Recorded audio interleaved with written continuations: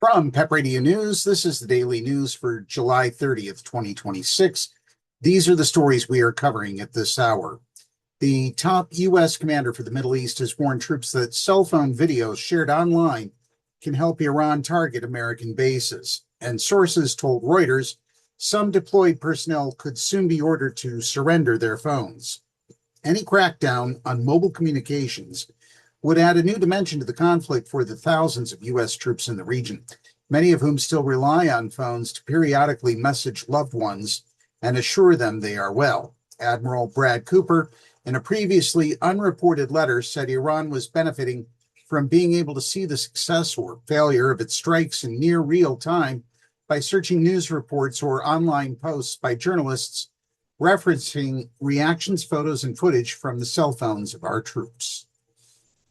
Turning to news closer to Los Angeles, a former Los Angeles gang leader turned anti-gang activist is facing new federal charges, including allegedly soliciting the murder of a witness, the U.S. Attorney's Office for the Central District of California announced Wednesday.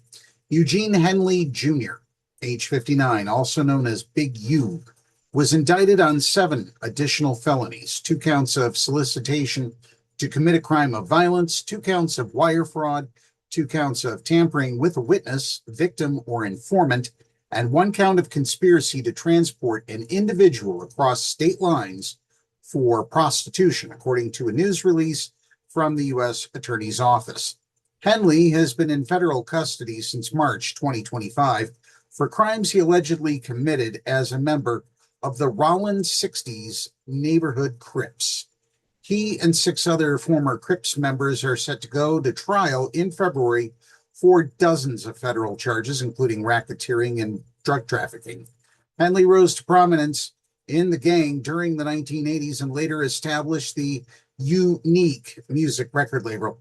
Federal prosecutors allege Henley was engaging in illegal activities while posing as a community activist who claimed to steer people away from gangs. And this news from Seattle. Preliminary testing showed the bullets that killed 2 bystanders during a shootout at a crowded Seattle food festival last weekend didn't come from the gun a 15-year-old arrested at the scene was seen firing, police said in court documents filed Wednesday. The teen reportedly shot an untraceable ghost gun into a crowd, police said, and the King County Prosecutor's Office filed charges of first-degree assault with a firearm and unlawful possession of a handgun.